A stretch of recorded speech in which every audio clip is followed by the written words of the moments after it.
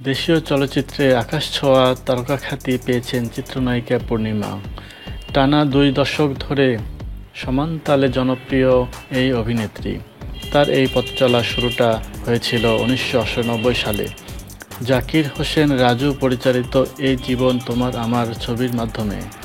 1998 সালে 15 মে মুক্তি পায় ছবিটি। সেই হিসেবে চলচ্চিত্র ক্যারিয়ারে পূর্ণিমা পূর্ণ করেছেন 20 বছর। জনপ্রিয় এই নায়িকা বর্তমানে যুক্তরাষ্ট্রের পথে রয়েছেন। সোমবার বিকেলে তিনি ব্যক্তিগত সফরে যুক্তরাষ্ট্রে গিয়েছেন। গত 5 মে বাংলাদেশ চলচ্চিত্র শিল্পী সমিতি নির্বাচনে কার্যনির্বাহী সদস্য পদে জয়লাভ করেছেন পূর্ণিমা।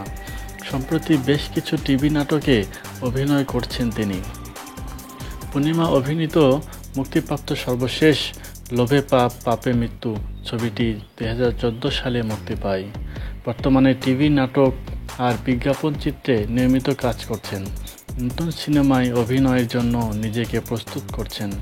এই জীবন তোমার আমার চলচ্চিত্রের মাধ্যমে 1998 সালে ঢাকায় চলচ্চিত্রে অভিষেক হলেও তার আগে শত্রু ঘায়েল নামের একটি চলচ্চিত্রে শিশুশিল্পী হিসেবে কাজ করেছিলেন পূর্ণিমা। এরপর বিজ্ঞাপন, টিভি নাটক ও চলচ্চিত্রে দাপটের সঙ্গে কাজ করেছেন এক যুগেরও বেশি সময়।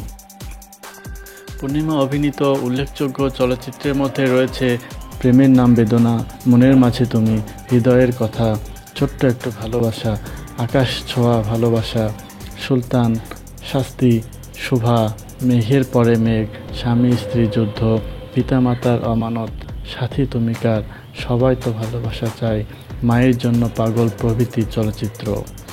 কাজী হায়াত পরিচালিত ওরা আমাকে ভালো হতে দিল না চলচ্চিত্রের জন্য 2010 সালে সেরা অভিনেত্রী হিসাবে জাতীয় চলচ্চিত্র পুরস্কার অর্জন করেন তিনি।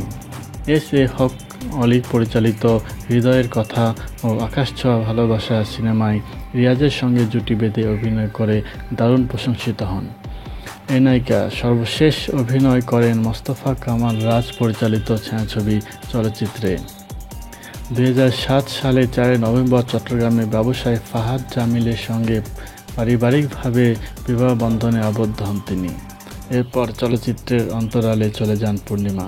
2014 সালে মে মাসে কন্যা সন্তানের মা হন তিনি।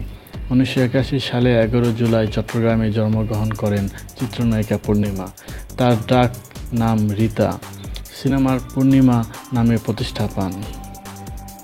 বন্ধুরা, ভিডিওটি ভালো লাগলে লাইক, শেয়ার এবং কমেন্ট করবেন। পরবর্তীতে আপডেট পাওয়ার জন্য অবশ্যই সাথে থাকবেন। ধন্যবাদ।